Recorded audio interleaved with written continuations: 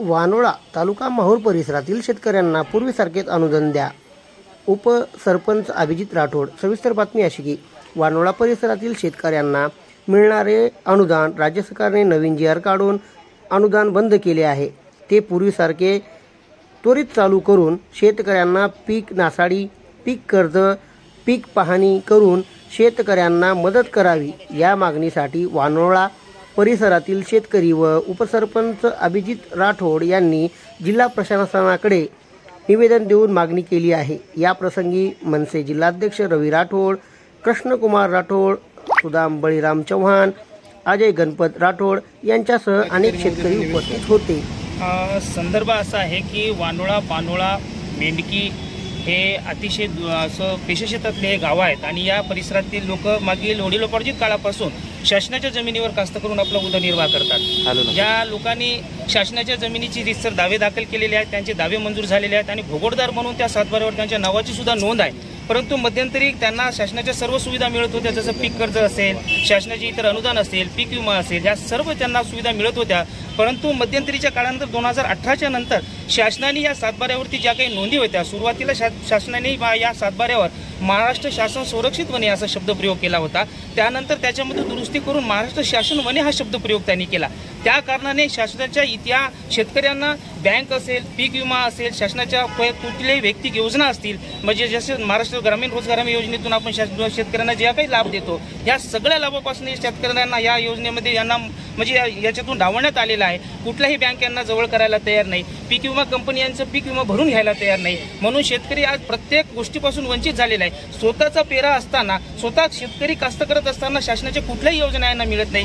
काल 2023 मध्ये महाराष्ट्र शासनाने जे कापूस आणि सोयाबीनसाठी जे अनुदान मंजूर केलेलं आहे त्याची यादी प्रसिद्ध केलेली आहे. त्या यादीमध्ये सुद्धा या शेतकऱ्यांची नावं नाहीत. असं गंभीर यांचं एक दुःखच म्हणणं आहे की आम्हाला शासनाच्या या जेव्हा काही योजनापासून दूर ठेवण्यात आलेला आहे, या शासनाच्या योजनामध्ये आम्हाला समाविष्ट करण्यात यावं. आणि महत्त्वाचं म्हणजे आम्हाला नमुना नंबर 8 म्हणजे होल्डिंग जे महत्त्वाचा भाग आहे, हा महत्त्वाचा भाग सुद्धा शासनाने आमचा मंजूर करावा आणि शासनाच्या या सर्व योजनांचा लाभ आम्हाला मिळवून द्यावा अशी यासाठी त्यांनी जिल्हाधिकारी महोदयांना निवेदन दिलेलं आहे आणि त्याची दखल शासनाने घ्यावी व यांना लाभ द्यावा अशी विनंती केली आहे.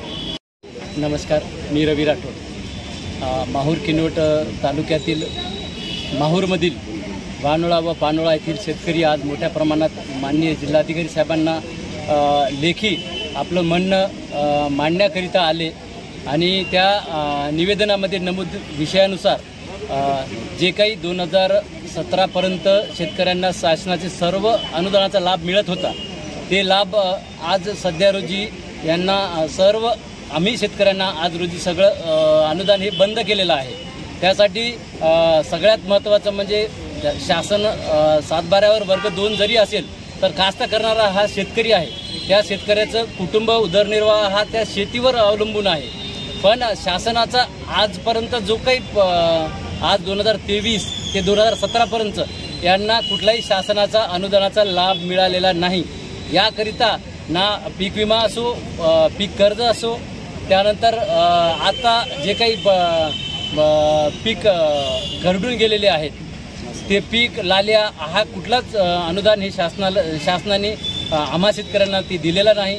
त्याकरिता आम्ही लेखी मान्य जिल्हा अधिकारी महोदयांना आम्ही निवेदन दिलेलं आहे आणि सर्व या निवेदनासाठी आमचे महिला भगिनी व पुरुष सगळे शेतकरी आज जिल्हाधिकारी साहेबांच्याकडे ही लेखी विनंती केलेली आहे की या सर्व योजनाचा लाभ, अनुदानाचा लाभ आम्हाला मिळावा, एवढीच विनंती ही जिल्हाधिकारी साहेबांना केली.